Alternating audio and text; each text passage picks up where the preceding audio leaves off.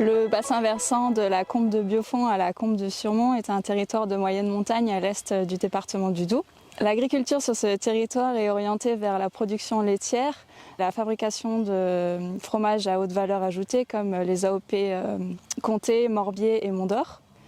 La place de cette agriculture sur le territoire vient bien au-delà de son aspect économique et participe à la diversité des paysages prairiaux du Doubs.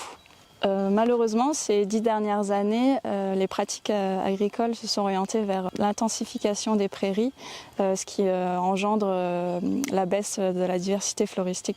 L'organisation du concours local permet de valoriser 6 exploitations qui ont été volontaires et qui répondent aux enjeux actuels, la résilience face au changement climatique, l'autonomie fourragère, la protection de la ressource en eau et la préservation de la biodiversité et des paysages. Le concours se déroule sur une journée où un jury composé d'experts, agronomes, apicoles et naturalistes se regroupe dans le but d'évaluer les critères agroécologiques des parcelles. Donc on se retrouve sur une prairie assez typique de la montagne jurassienne, ici dans le département du Doubs. Vous voyez vraiment voilà, cette parcelle là qui se situe sur des sols calcaires de profondeur assez faible, généralement c'est 30-40 cm.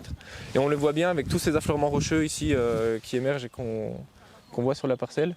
Donc ça ajoute des contraintes d'exploitation pour l'exploitant qui sont assez fortes, hein. C'est des parcelles qui sont difficilement mécanisables. Ces affleurements rocheux amènent en contrepartie une diversité végétale qui est assez complémentaire au reste de la parcelle.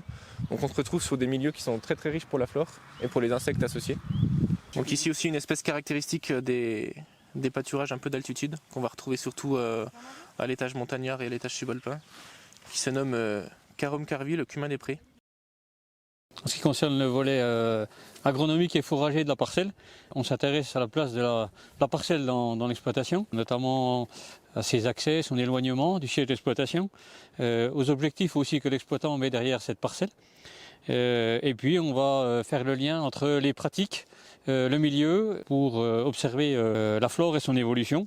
On va s'intéresser à la dynamique de végétation également, à sa souplesse d'exploitation par rapport à la précocité en démarrage de début de saison par exemple, notamment pour certaines graminées qui sont plus précoces que d'autres. Puis aussi le rôle important des légumineuses, notamment pour la valeur fourragère du pâturage.